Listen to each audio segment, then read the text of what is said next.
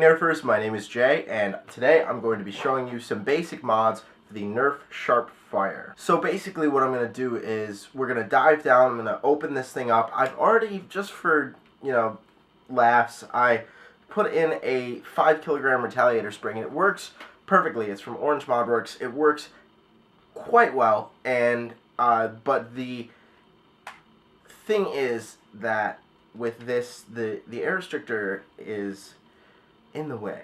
So we're going to be taking care of that, among other things. But I'm going to open this up, show you guys the internals. I'm going to open this part up, drill out the back a bit more, and I've got some big plans for this little blaster. I actually have 2 pieces of brass right here. I've got a 17/32 segment and a 9/16 segment as well. And that's basically all I'm going to be using to brass this, but that'll be in another video. So yeah, we're going to dive down and we're going to take a look at this. Alright guys, here we are.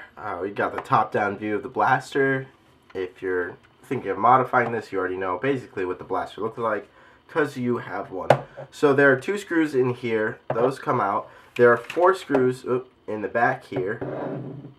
And there's this 1 screw in the front here that needs to come out, and I believe that these screws need to come out as well.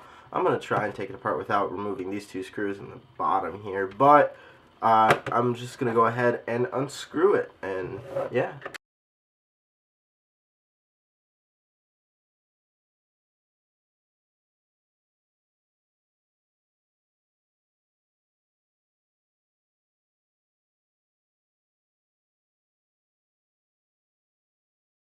Alright guys, so basically that's all the screws. You did need to take off this cap here on the back, but that's no problem. Let's pry her open and see how she ticks.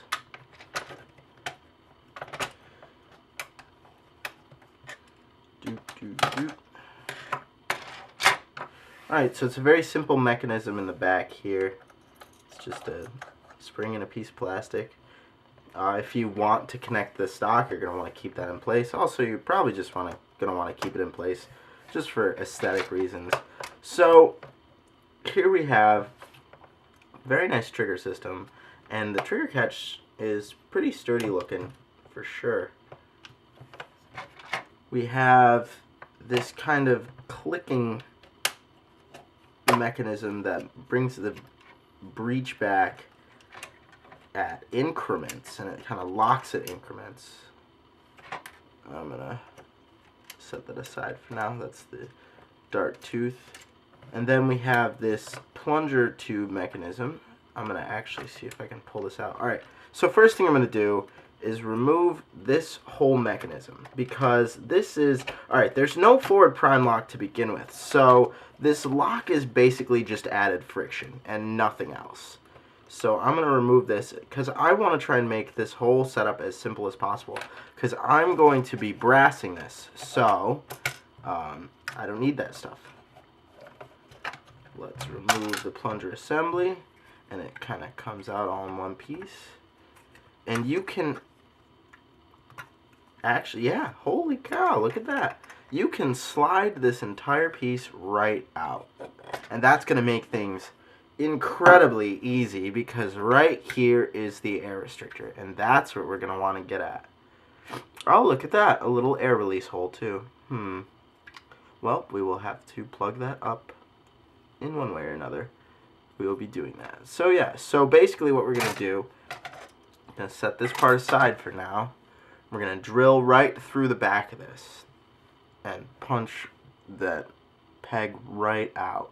Alright guys, so as you can see, I've basically drilled out almost the center of the back of the breech, and what I'm going to try to do, or I'm thinking about, I'm not actually sure if I'm going to, but I'm thinking about widening this out with a Dremel and kind of clearing away what's left of the air restrictor in this segment here. Inside there's some stuff.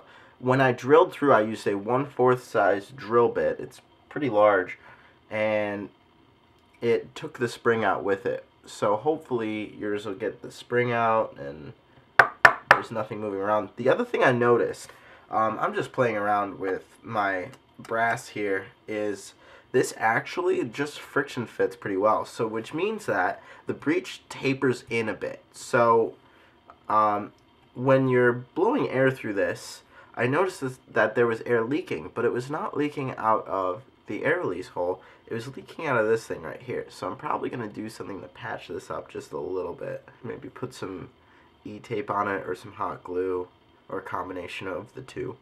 But yeah, so basically you could just keep it like this, just drilled straight through, and you'd probably get a pretty good power increase. In fact, I'm going to put this back together, try it out with a 5 kilogram spring right after I show you how to drill through the back here. Alright guys, so I've got a 3/16 drill bit on here, and that fits really well inside this part, and basically you're just going to punch right through.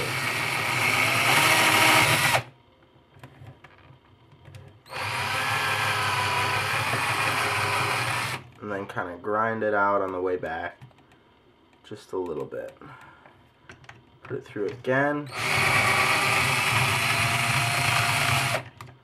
And that basically widens the hole bit. And what this does is, especially with the air restrictor removed, the plunger is going to fly forward with a lot more force. And that creates a vacuum behind the plunger head, which will slow it down. So they've added air holes already, but I just wanted to add another just to really open it up, make sure there's no drag from vacuum being created by the plunger slamming forward.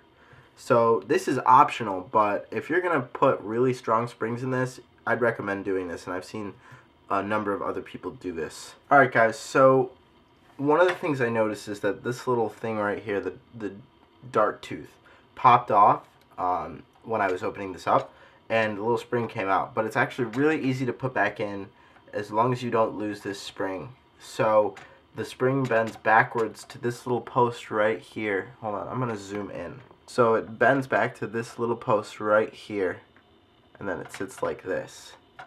And if you want to not brass breech, if you want to keep this basically just stock barrel, that kind of thing, then you need the dart tooth.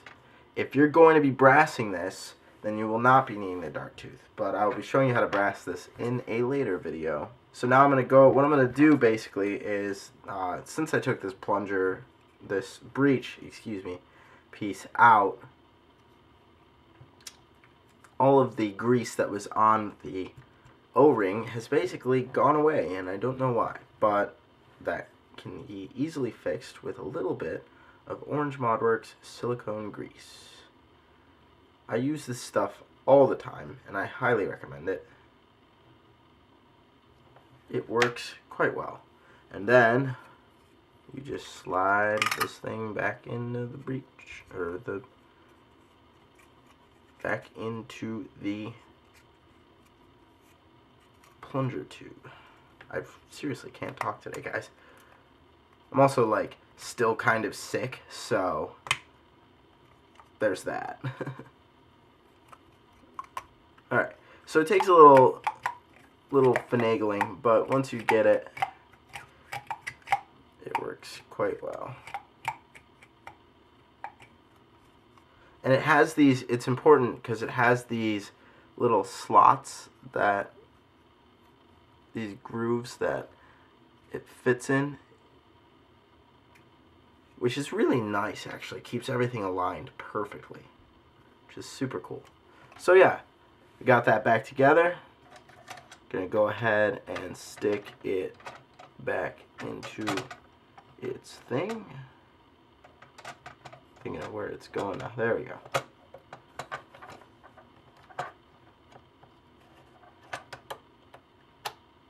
Nice. Everything seems to be operating correctly without the lock mechanism. We're going to try and finagle this back into place. It shouldn't be too difficult. Honestly, like, I was kind of annoyed because this is basically like a larger inline jolt kind of thing, but I'm really liking the design for this, and it's so simple, but it works quite well. So we're going to thread the plunger head in. And this is free-floating plunger head. It's just like the Magnus, which is a cool way to do it, and I really like it. We're going to leave the spring out for now. Going to try and put this back in.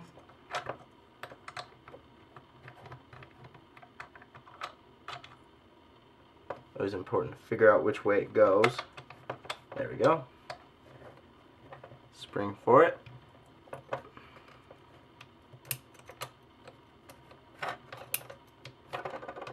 And this particular piece does not want to stay in place, which is quite annoying. It's something I've had to deal with many times before.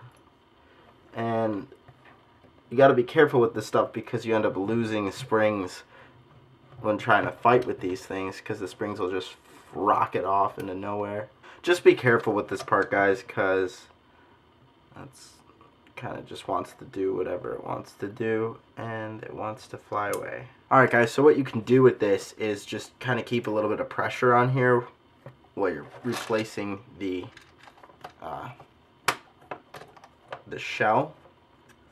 Just by pushing on the bottom of it, kind of keeps it in place, which is annoying, but it works. Alright, so let's screw everything back together.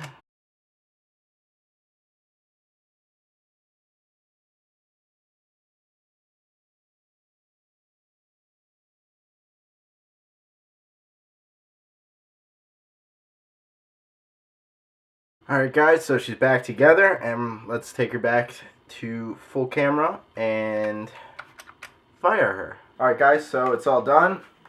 The prime is much smoother now without those locks in place, which is really nice. I've just got like a random assortment of elite darts here.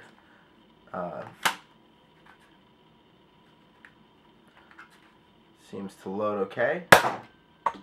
Fires pretty well. Got a thicker one. This is, I believe, a China dart.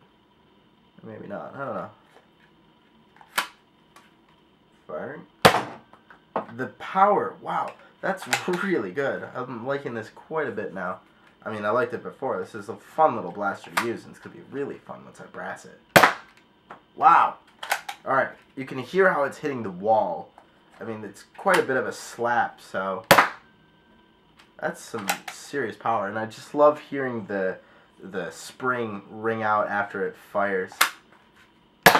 Even darts that don't have a very good fit fly quite far.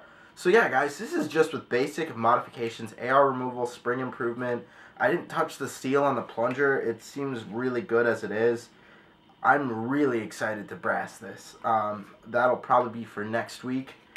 But yeah guys, this is really cool. I highly recommend modding this because it has a lot of potential. As always guys, thank you for watching. If you like what you see, please subscribe so I can continue to make more videos. Also check out my blog, www.jnerf176.wordpress.com. And as always, like me on Facebook, just look up jnerf and you will find me. I'll also post a link in the description below. Thank you guys for watching. Have a great day.